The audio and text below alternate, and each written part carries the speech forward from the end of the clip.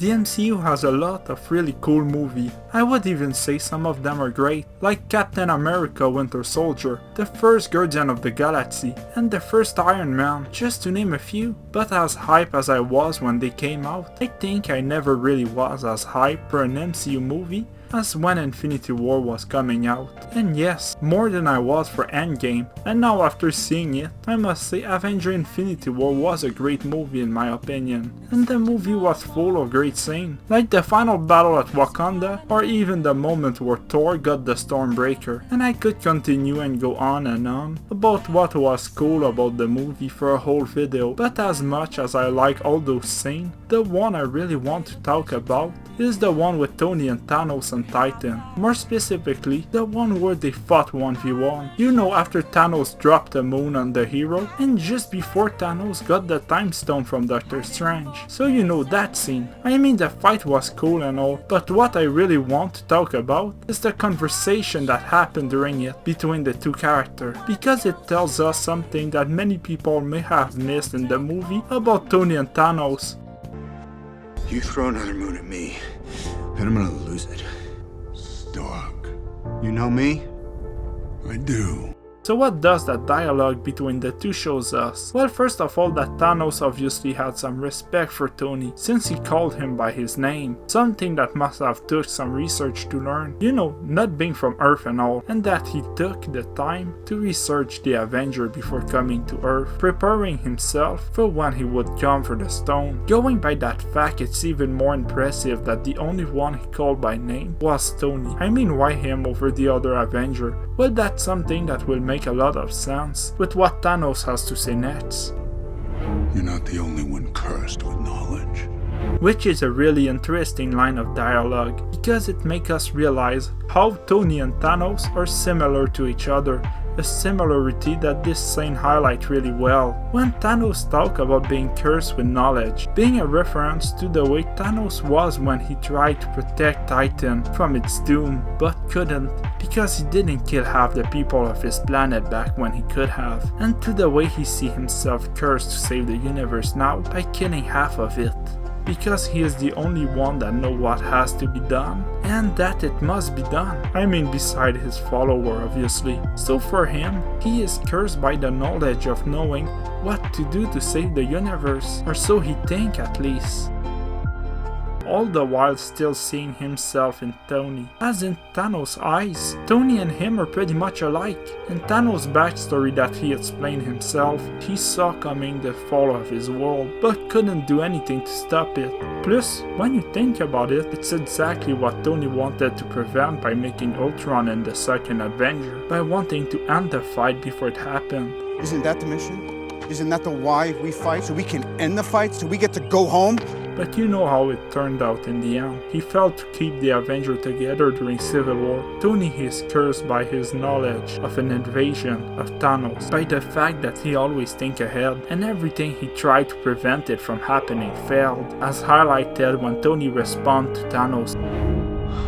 My only curse is you. Thanos and his invasion, making us realize in one sentence how the two characters that we saw as completely different before are in fact pretty similar, as both of them did the best they could to save the world, but were doomed to fail trying, making this dialogue a very cleverly disguised "we're not so different, you and I" kind of dialogue when you think about it, but without going the cliche route of having Thanos directly tell Iron Man "we're not so different, you and I," and instead making us do the connection ourselves, a connection that made us relate to Thanos a lot more than we could have expected at first, while also telling us everything we need with subtext, and not by ham-fisting the information in our face, and by doing so, letting us reflect on it while watching the fight, without breaking the immersion of the story, making the conversation feel really real, something really hard to do when one of the characters is a CGI monster.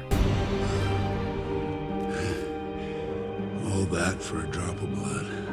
Now that we know this would explain why Thanos felt the need to tell Tony that he got his respect and that he hoped the people of Earth will remember him. Yeah, my respect, Stark. When I'm done, half of humanity will still be alive.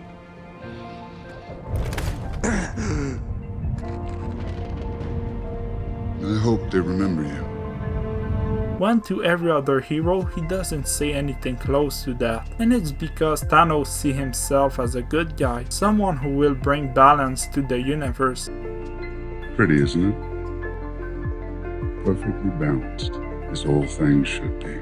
Or so he says. So for him, Tony is just trying to do what he can to save his world. Tony is trying to save the Earth, but so is Thanos in his own twisted way. He is saving the universe by ending half of it. Now seeing things from this perspective, it makes a lot of sense for Thanos to relate to Tony's struggle with saving his world. So of course he hoped that Tony is remembered by the people he wished to save. He wants the people that Tony couldn't save to remember him if he was to die in the snap, like he would have wanted the people of Titan to remember him. He said it himself to Tony at the end, when Tony lost, when his fight was over, and that Thanos finally beated him, as if it was a way for him to bring closure not only to Tony's fight to save his world, but also to himself, not as he is now, but as he was all those years ago, to give himself the closure he always needed, the end of a chapter.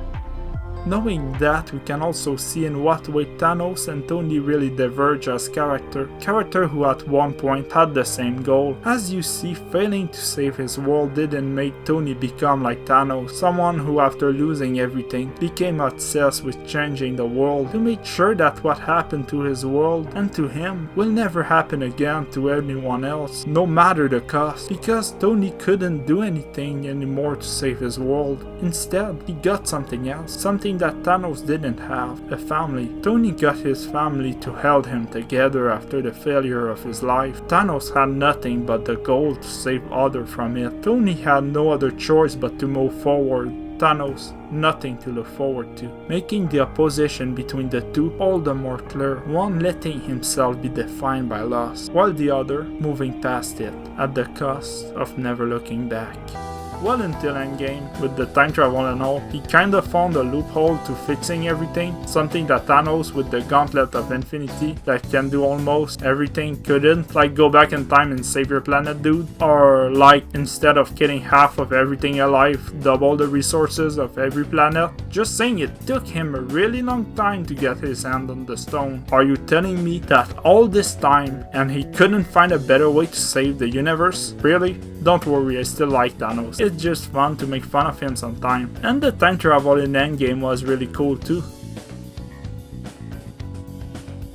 So yeah, that was basically me going on and on about a really cool scene in a movie I like. But now I want to ask you, what scene did you really like in that movie? It could be any scene really. Or is there any other scene in an MCU movie that you really liked? Well, you can tell me in the comment section below. Don't forget to leave a like and to subscribe if you liked the video and want more videos like those. Thanks for watching, guys.